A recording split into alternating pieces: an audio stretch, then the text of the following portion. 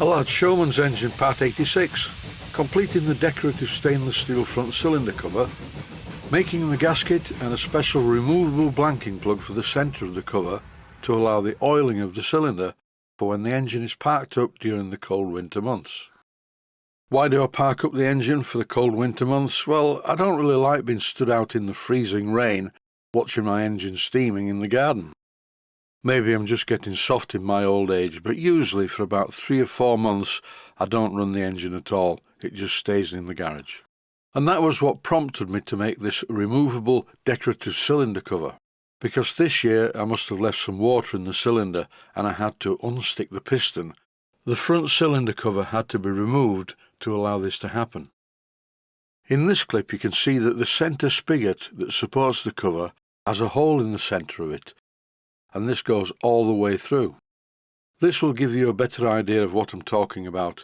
This is a check valve, and I could screw this fitting into the 1/4x40 threads per inch hole, which by the way is not 1/4 of an inch in diameter all the way through.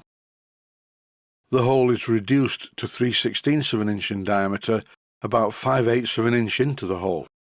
In this clip I've fitted a steam union double adapter with a copper washer, but it looks too small and I don't think I'm going to do this. So far the favourite option is the check valve, because this will allow me to pump oil into the cylinder and the one-way valve will prevent the steam from coming out. If I do decide to go with the check valve method, which really will make it very easy to lubricate the cylinder when I park up the engine, but I think the check valve will need a light spring fitting to hold the stainless steel ball in place because of the frequent pressure differential inside the cylinder. It's top tip time. I'm about to make a gasket, and I found a really simple way of marking the gasket so I could cut it out to fit around the register of the cylinder cover. When I'm in the workshop using the machinery, my hands are seldom clean. They're usually a bit dirty and a bit oily, and for making gaskets this can prove useful. I'm rubbing my dirty oily thumb around the part of the gasket which has been held over the centre register on the inside of the cylinder cover. This leaves quite a thick dirty mark on this side, but surprisingly when you turn the gasket over the line is much better defined. And you can see in this next clip when I cut out the centre part I'm using the other side. The resultant marked line is finer and exactly matches the diameter of the internal register. There are of course other ways of doing this. I could measure it, use a compass, which I've shown in other videos, but I don't think I've shown the dirty finger method, or at least not for a long time. When I cut out the gasket I purposely cut on the inside of the line. Did I cut inside the line purposely? Yes indeed. And yes, I did cut out the gasket with my large scissors as badly as this. But it doesn't matter, I have a solution. This is a very well worn flapper wheel, and it's really good for cleaning the inside edges of gaskets. I use it quite frequently. It gets rid of all the raggy bits on the inside edge. And now the gasket is a perfect fit around the register on the inside of the cylinder cover.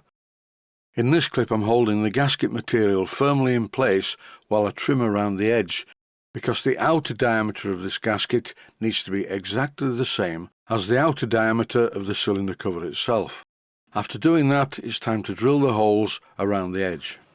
This was done using my small Bosch electric drill fitted with a 1/4 inch diameter drill bit, and I just hold the cover and the gasket in place against a piece of wood and drill the holes. This is a test assembly with the gasket in place, and as you can see all of the holes line up perfectly. When I removed the cylinder cover from the traction engine cylinder I made a mark on the bottom of it, that shiny arrow, which points to the bottom.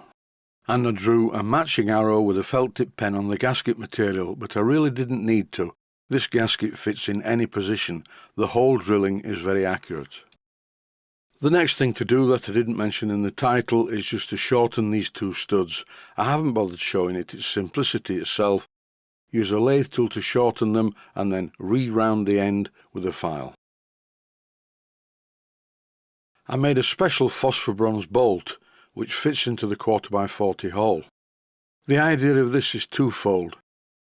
It will of course hold the decorative cylinder cover against the centre boss, but also it needs to put pressure on an O-ring that I will fit in the hole, which means that this special phosphor bronze bolt will not only hold the decorative cylinder cover in place, it will act as a tap to prevent any leaking, and all I have to do to oil the cylinder is remove this bolt.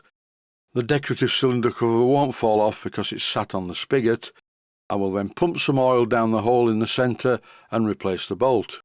At this stage though, I am not 100% sure.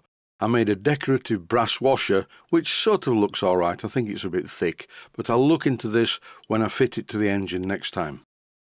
Yesterday, the 6th of May 2023, was King Charles III's coronation, and what an event that was. I watched it in ultra high definition on BBC iPlayer, and I was blown away by not only the image quality, but the sound quality and recording skill required to record the music to that level was very impressive indeed. It was wonderful to watch history in the making. When Queen Elizabeth II was crowned, I was only 6 months old, so unfortunately I didn't remember much about that. I'd seen it on TV afterwards, so the black and white footage, because it was televised and it was a very long event. But yesterday's was an experience to behold. God save the King. That's it for this episode. Stay safe, stay well, thanks for watching, and I hope you found it useful.